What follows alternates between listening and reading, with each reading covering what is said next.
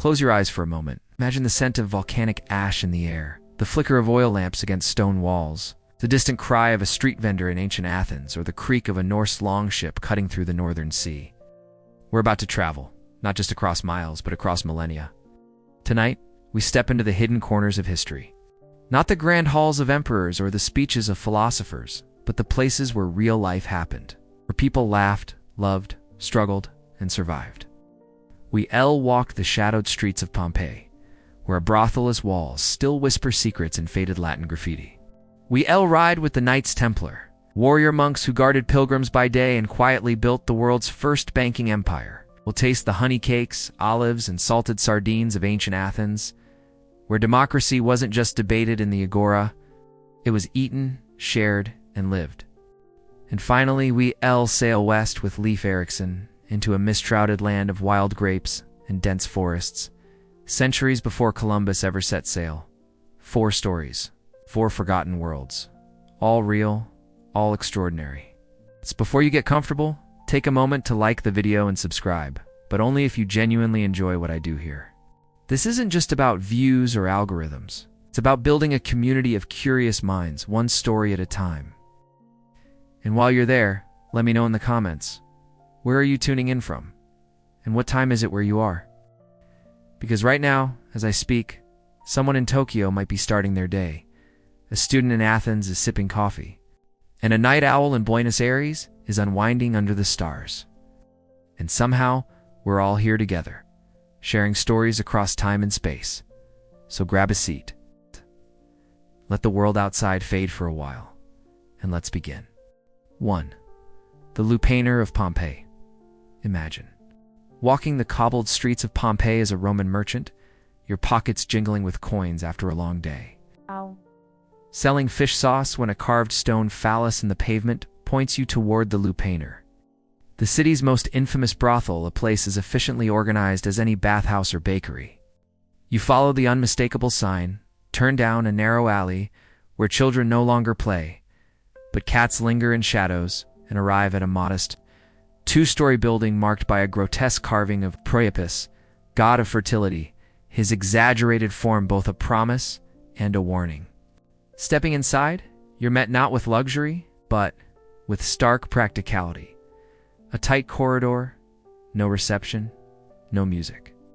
Just 10 cramped rooms, little more than stone closets each, centered around a cold masonry bed where clients brought their own straw or blanket for comfort. Above each doorway, vivid frescoes act as a visual menu, depicting every imaginable sexual position not for titillation, but to communicate services clearly in a largely illiterate society, allowing a man to simply point and pay 2 to 8 assises, the price of bread, for a quick transactional encounter.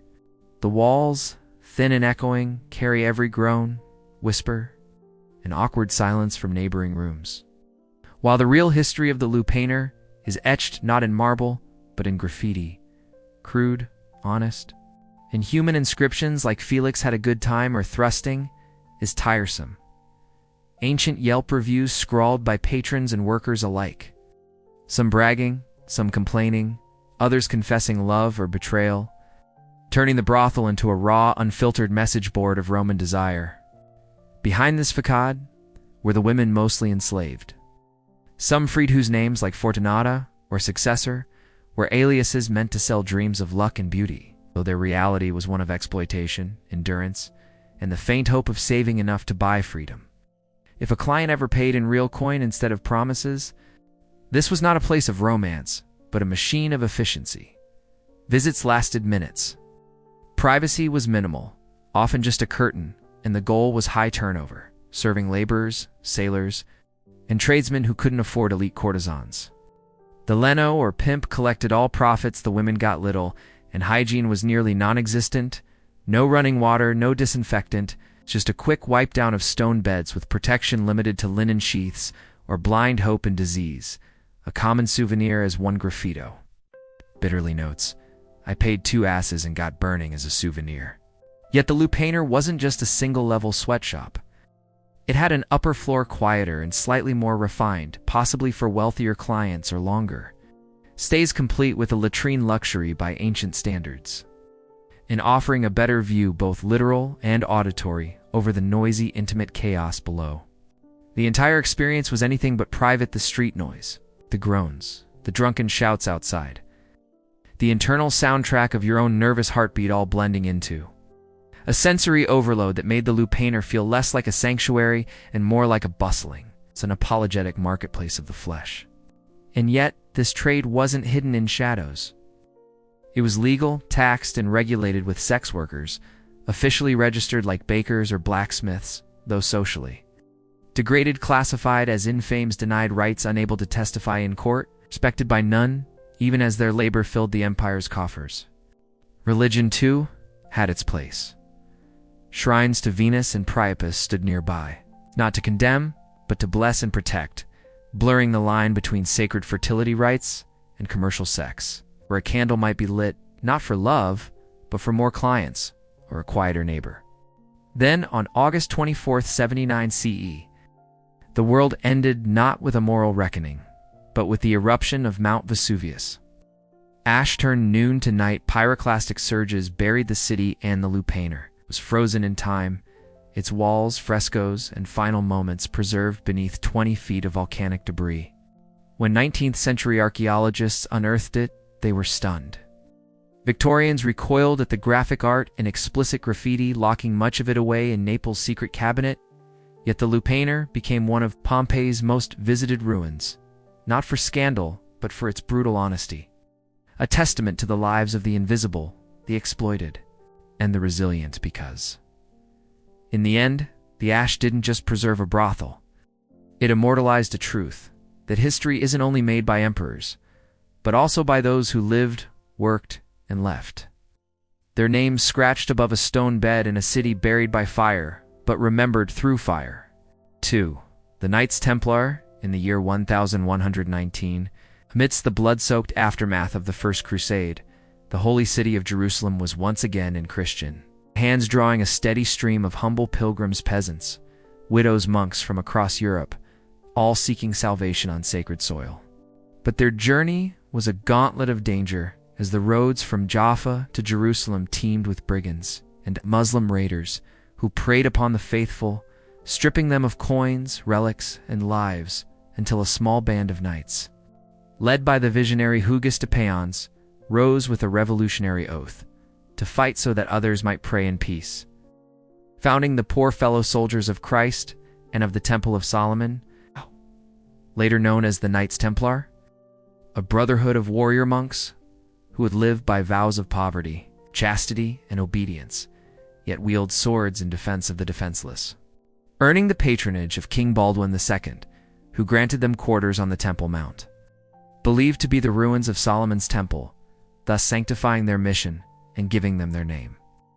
But their humble beginning of just 9 knights could not sustain their vision without structure, which came through the powerful influence of Bernard of Clairvaux, the Cistercian abbot whose fiery treatise, in praise of the new knighthood, defended their sacred violence as divine service and helped formalize their rule at the Council of Toi in 1129, transforming them from a ragtag band into an official religious order under papal recognition. Clad in white mantles with red crosses, riding to a horse as a symbol of their poverty, yet paradoxically amassing vast wealth and land, as nobles across Europe donated estates, castles, and even their sons to the cause, turning the Templars into a transnational power with fortresses in the Holy Land like Safed and Crac-Day Chevaliers, where they patrolled dangerous roads, guarded ports, and fought with unmatched discipline and courage, becoming the shock troops of the Crusader states. Feared by enemies like Saladin, who acknowledged their fanatical resolve, even as he crushed Christian armies at the catastrophic Battle of Hattin in 1187, where nearly every Templar was slain or captured and hundreds were executed. Yet the order endured, regrouping to defend strongholds like Tyre and Acre. Fighting alongside Richard the Lionheart in the Third Crusade, their reputation forged in blood and brotherhood, bound by oaths to never retreat so long as their black and white banner flew. But beyond the battlefield, the Templars wielded an even more formidable weapon, money, pioneering the medieval world as first international banking system by allowing pilgrims to deposit funds in Europe and withdraw them in Jerusalem via coded letters of credit, earning the trust of kings and popes who entrusted them with treasuries, making their Paris headquarters the Temple, a financial fortress so secure that monarchs like England's Henry III relied on it yet. Their immense wealth and independence bred suspicion and envy, especially as they answered only to the Pope, paid no taxes, and operated across borders with impunity, leading to whispers of corruption and secret rituals that grew louder as the Crusader states collapsed after the fall of Acre, leaving the Templars without a clear purpose and making their riches a target for desperate rulers, chief among them King Philip IV of France, known as Philip the Fair, a man drowning in debt to the Templars, who saw their destruction as both financial salvation and political opportunity. So on the cold dawn of Friday, October 13, 1307, he launched a coordinated assault, arresting hundreds of Templars across France on charges of heresy, blasphemy, and obscene initiation rites, torturing them into false confessions under the rack and the lash, forcing Grand Master Jacques de Malle to admit to spitting on the cross before recanting. And though Pope Clement V hesitated, pressured by Philip's relentless campaign, he officially dissolved the order at the Council of Vienne in 1312, transferring their lands to the Hospitallers, though much wealth vanished into royal coffers before de Malle was burned at the stake in 1314, where legend says he cursed both Pope and King, who both died within the year, sealing the Templars. And not in obscurity but in myth, their legacy living on in tales of hidden treasure, secret knowledge, and a brotherhood that rose from humble protectors of pilgrims to the most feared and powerful institution in Christendom, only to fall in a storm of greed, betrayal, and royal conspiracy. 3. Street food and daily life in ancient Athens, in the heart of ancient Athens. Life didn't begin with philosophy or politics. It began with food, and not in quiet homes, but in the roaring, fragrant chaos of the agora, where the city truly came alive each dawn to the clatter of clay pots, the crackle of fires, and the cries of vendors hawking their wares, transforming the marketplace into a living cafeteria where every class citizen, slave, philosopher, and laborer mingled over shared meals under the open sky. The air was thick with a symphony of scents: roasting chickpeas, salted fish sizzling on grills, the golden sweetness of honey drifting from stalls, and the earthy tang of olives, creating an edible theater where survival and celebration intertwined. For most Athenians, home meals were simple bread, olives, maybe cheese, but it was on the streets that food became experience, where quick communal bites sustained the city's rhythm. Roasted chickpeas, sold in papyrus cones, were the true democratic snack, cheap, filling, and beloved by all, from dock workers to students of Socrates, while boiled lentils simmered into hearty stews earned the nickname the poor man's meat, not as insult but as tribute to their nourishing power and moral lesson in simplicity. Bread, the foundation of life, was more than sustenance, it was identity. Barley bread, coarse and dark, fed the masses, while finer wheat loaves imported at great cost signaled wealth. Bakers rose before dawn to fire ovens with olive wood sending muddy smoke across the agora, and vendors sold loaves hot and steaming, meant to be torn by hand and dipped in oil, wine, or bean stews shared as an act of trust and community. If bread was the base, fish was the flavor: sardines, anchovies, and sprats skewered and grilled over coals, their smoky aroma luring in hungry workers, while larger fish like mullet or tuna offered fleeting luxury, their arrival in the market a spectacle of haggling and pride, because to love fish was to be Greek. And for joy, there were honey cakes, golden, sticky rounds of fried dough drenched in honey, sold by the tray, their sweetness a rare delight in a world without sugar, enjoyed by children with sticky fingers and philosophers who secretly savored them between lectures, not just as treats but as sacred offerings to gods like Zeus and Artemis, blurring the line between devotion and dessert. But not all food needed fire. Figs, plump and sweet, were Athens' pride, eaten fresh or dried for long journeys. Olives, the soul of Greece, were scooped from jars and eaten by the handful, their oil flavoring every dish. And nuts, almonds, walnuts, hazelnuts were cracked open for energy, favored by athletes and thinkers alike, often mixed with honey into portable, sustaining bites. No meal was complete without drink, and for Athenians, that meant wine always diluted with water in a 3-to-1 ratio served from large clay craters in the agora, cause drinking it pure was considered barbaric. Spiced or urban-fused versions masked cheaper vintages. And even water drawn from fountains and aqueducts was often mixed with a splash of wine for flavor and festivity. While a rustic barley drink called Kychian offered refreshment with sacred ties to the Eleusinian mysteries. The vendors themselves were performers boasting, haggling, shouting over one another, turning the market into a stage of commerce, culture, and connection, where Egyptian grain, Thracian wine, and Anatolian nuts met Attic olives, making the agora a taste of the wider world. Even more than trade, this was about unity. Families shared meals from common bowls, dockworkers traded figs with friends, and sacrificial feasts let even the poor taste meat, reinforcing that food was never just fuel, it was civic life. Religious festivals turned offerings into shared feasts, symposia. Linked wine with philosophy and power in every bite, from a lentil stew to a honey cake, reminded Athenians that democracy wasn't just debated in the assembly, it was lived one shared meal at a time, in the bustling, flavorful heart of the city. 4. Leif Erikson and the Viking discovery of Vinland. The story of Vinland begins not with Leif Erikson, but with his father, Eric the Red Fierce, exiled and relentless. A man who turned banishment into destiny by founding a settlement on the icy shores of Greenland, naming it with cruel optimism to lure others to a life of hardship beneath the northern lights. It was here, in a world of scarcity, where Leif grew up, learning the rhythms of survival in a land where every winter was a trial and every harvest a gamble. Yet where the sea was not a barrier, but a road. And it was from Greenland that whispers reached him, tales from sailors and drifters of a land far to the west, where forests grew thick with timber, streams teemed with salmon, and wild grapes hung heavy on the vines, a bounty unimaginable in the treeless rock of Greenland. These were not mere tavern tales. They were echoes of a possibility, and Leif, bold and ambitious, chose to believe them. By the year 1000 CE, he gathered a crew of about 35 men hardened, farmers, hunters, and seafarers, board a sturdy Nair, a broad-bellied cargo ship.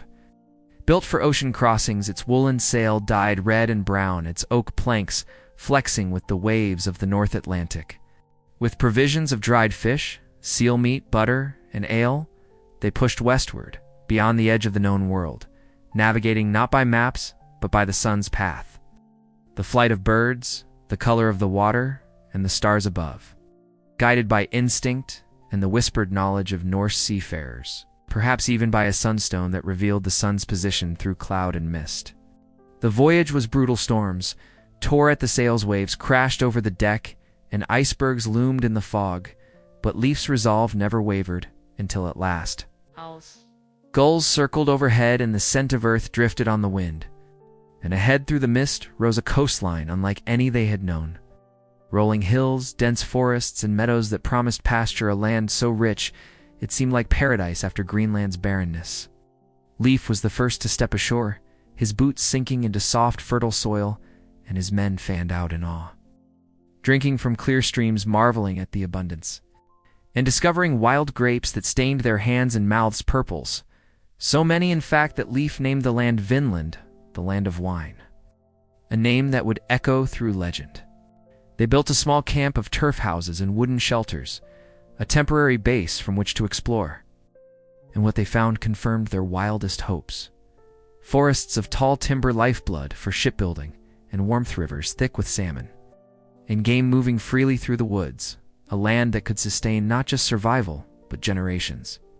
For weeks they lived off the land, fishing, hunting, gathering berries, and stockpiling resources, their mood shifting from wonder to hope, dreaming of permanent settlement, of bringing families, of building a new Norse world beneath the canopy of ancient trees. But they were not alone. The sagas speak of the Skrillings, the native people who already called this land home, shorter in stature, dressed in hides, skilled with bows and arrows, and deeply connected to the land. At first, encounters were cautious, even promising. The Norse offered red cloth, milk, and iron tools.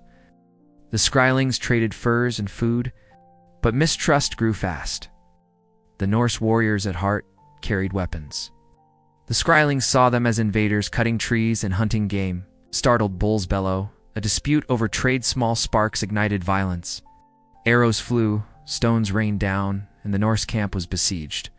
Though they fought with iron and discipline, they were few, and the Skrylings came in numbers, knowing the land in ways the strangers never could. In one account, Leif's fierce half-sister, pregnant and defiant, bared her breast and screamed at the attackers until they fled in terror. Yet even in victory, the truth was clear. Vinland was contested. The dream of a peaceful colony faded, replaced by the grim reality of a frontier where survival meant constant vigilance. Practicality, not pride, ruled the Norse. They were survivors, not conquerors. They had crossed oceans before, but they also knew when to retreat. So, with regret and resolve, they loaded their Nair with timber grapes and stories proof of a new world and set sail for Greenland, leaving behind the forested shores of Vinland. They had found it but could not hold it. When Leif returned, he carried more than wood, he carried a legend. The sagas of Eric the Red and the Greenlanders preserved the tale passed down through generations. A story of discovery and danger that hovered between history and myth, dismissed by many as fantasy until 1960.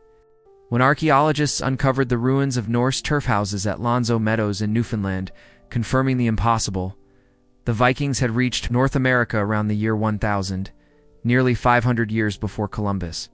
Vinland was real. Its legacy is twofold, a testament to the extraordinary seafaring skill of the Norse, who crossed oceans with nothing but courage and stars, and a reminder of limits of how even the most fertile land could not be claimed without numbers, alliances, and peace. Yet in its essence, Vinland stands. As a symbol of human curiosity of the moment, the known world expanded, and the first European footprints touched the soil of the Americas, not in conquest, but in wonder carried not by empires, but by a ship, a dream, and the wind. And just like that, we've walked the ash-covered streets of Pompeii, stood beside warrior monks beneath the Red Cross, tasted honey cakes in the heart of Athenian democracy, and sailed with Leif Erikson into a land of wild grapes and unknown shores.